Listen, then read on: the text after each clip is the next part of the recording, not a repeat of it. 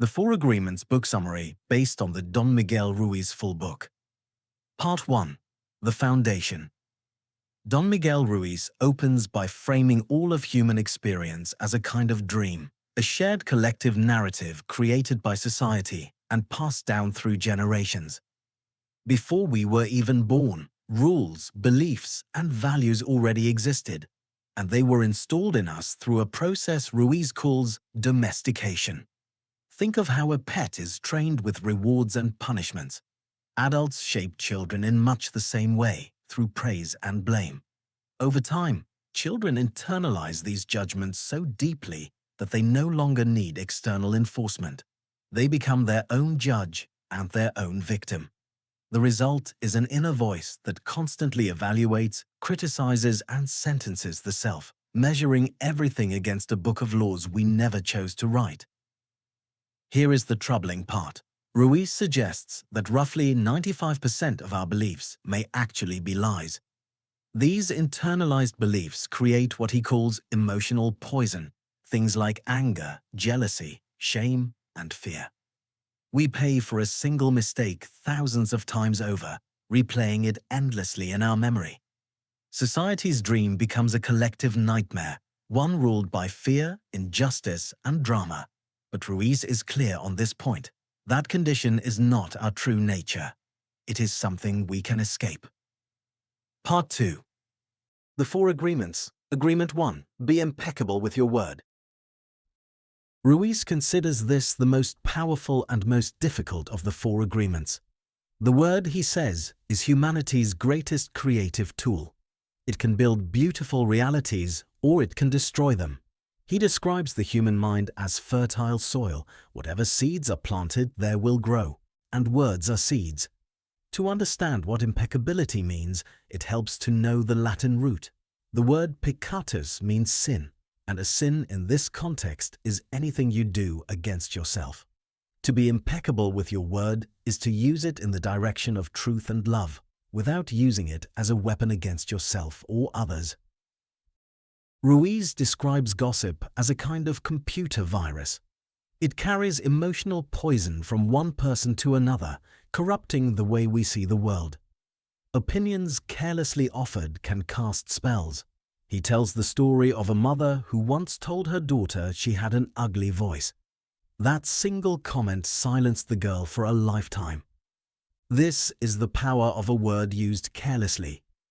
Being impeccable starts with yourself. The inner dialogue of self-criticism is, in Ruiz's view, the most toxic misuse of the word that exists. Using your word instead to share love, truth, and encouragement, especially toward yourself, is what he calls white magic. Agreement 2.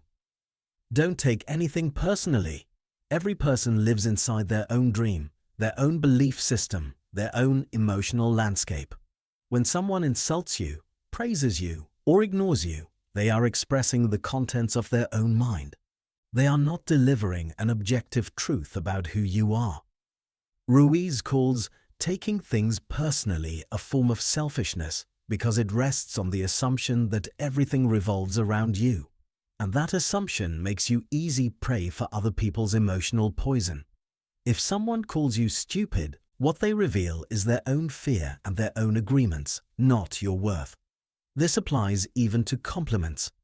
Your worth does not depend on external validation, positive or negative. When you stop taking things personally, you become immune to what others project onto you. And that immunity, Ruiz says, is one of the greatest freedoms available to a human being. Agreement 3. Don't make assumptions. We constantly fill in gaps with assumptions about what others think, what they mean, what they feel. And then we treat those assumptions as if they were fact. Ruiz argues that most conflict in human relationships originates right here. The mind needs to feel safe. It would rather have a wrong answer than no answer at all. We are also afraid to ask questions because somewhere along the way we agreed that asking is vulnerable or shameful. So instead, we assume our partner knows what we need without being told, and then feel hurt when they don't deliver. We assume everyone sees the world the way we do and feel betrayed when they don't. Assumptions about ourselves are equally damaging.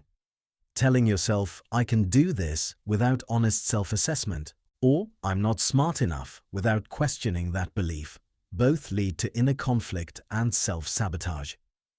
The antidote is simple, but it takes real courage. Ask questions. Keep asking until things are genuinely clear. Agreement 4. Always do your best. This is the agreement that makes the other 3 sustainable.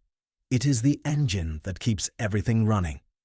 And here is what makes it different from other standards. Your best is not fixed.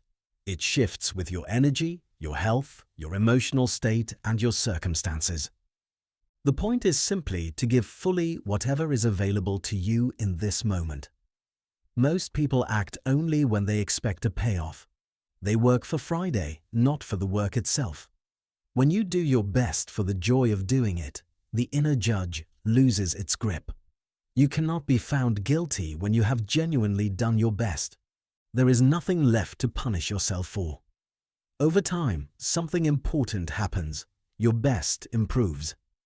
The habit of full engagement makes you stronger across all 4 agreements. Ruiz points to Forrest Gump as an example, a man of no great intellect but of total, wholehearted action, who lived a rich and meaningful life as a result. Doing your best is not about perfection. It is about showing up fully and releasing the outcome.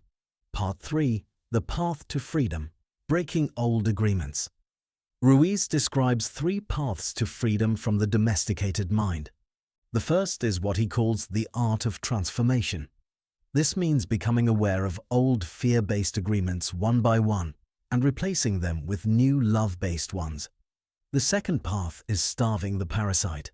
This means refusing to feed the judge and the victim with dramatic emotion.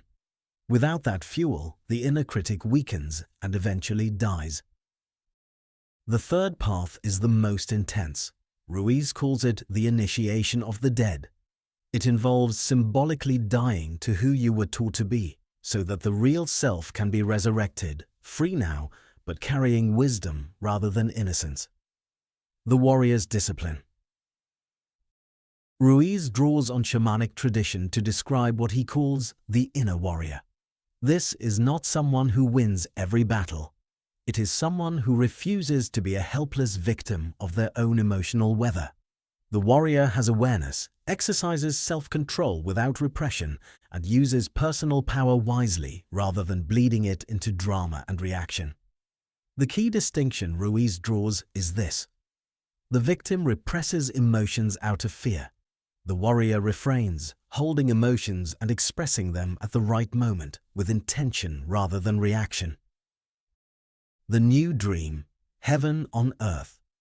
The book closes with a vision of what life looks like on the other side of the 4 agreements. No fear of judgment, no need for external validation, no war with yourself. The freedom to love openly and live fully in the present moment. Ruiz argues this is not fantasy. It is available to any person willing to do the work. Moses called it the Promised Land. Buddha called it Nirvana. Jesus called it heaven. The Toltecs call it the New Dream, core takeaway. You did not choose most of what you believe about yourself and the world. It was installed. But you can choose to replace it. The 4 agreements are not rules imposed from the outside. They are tools for reclaiming the personal power that has been spent maintaining a dream of fear. Practice them one day at a time. Fall, begin again. And over time, the dream transforms.